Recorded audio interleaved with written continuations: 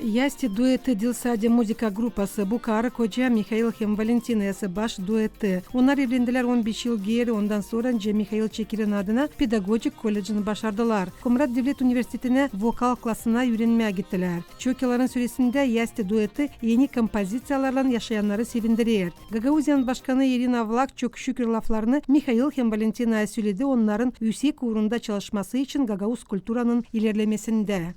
Sizin yaratmalarınızda bütün yürekten hem candan açıklanır sevgi teması ana diline, doğuma yerine, ana baba hatırlamasına nice zorlukları geçirme. Sizin türkülerin lafları pek derin, fikirli, muzikası pek şıralı. Sanırım bunun için de sizi severler, sesleme her bir yaşta insanlar. Bugünkü günler biz geçiririz zor vakitleri, kriz vakitini, yaratıcılık uğrunda insanlar yardımcı olurlar bizim cümleyi birleştirme.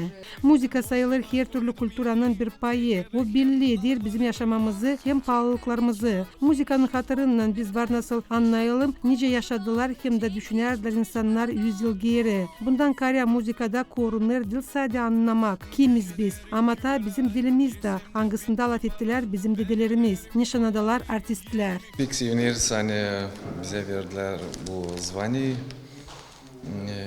Bu gösterir bizim işimizi ne biz yaptık bu yıllara kadar. Sağ olun hepsine.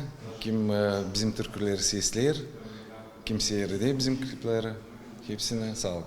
Bu uğradık biz düşünmedik. Biz çekettik deyince adım adım yapar. Küçük uşaklarda biz de öyle yazdık ilkin bir türküyü düşünmerdik. Olacak 3 albümümüz da doğrudan söyleden. Bu ne bize bağışış verdiler. Bunu hiç yoktu fikrimizde de ama bugünkü güne çok sağ olsun kim bize hesap aldı, kim bizim türkülerimizi sayır, sesler hem de koydu bizi böyle yüksek oran. Gagauzyan Kültüra Bakanı'nın göndericisi Marina Semyonova çizgiledi Ясти dueti gözellediği avtonomiyanın hepsi konsertlerini. Ben çok seviniyorum onlarda var bu ödül. Niçin onlar akına beğenirler kendi halkını beğenirler, kendi işini beğenirler, o iş hangilerini kendileri yaparlar. Onlar var kendi türkülerden onlar kendileri yazarlar. Çok klip yaptılar. 2 türküden birisinin var kendi klipi. Onlar kendileri yapıyorlar. Klipleri de kendileri düşünüyorlar, çıkarıyorlar. Rejisör olarak işliyorlar gene bu kliplerde. O üzere seviniyorum onlar buldular bu kadar kuvvet.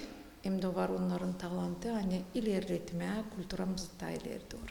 Ясти duetin doğması Kongas köyünden. O anılmış Dilsadi Gagauzya'da ama sınır aşırı devletlerde de. Михаил hem Valentina yası baş onlar ilk çalgıcılar arasında kim çeketti çıkarma klipleri Gagauz dilinde.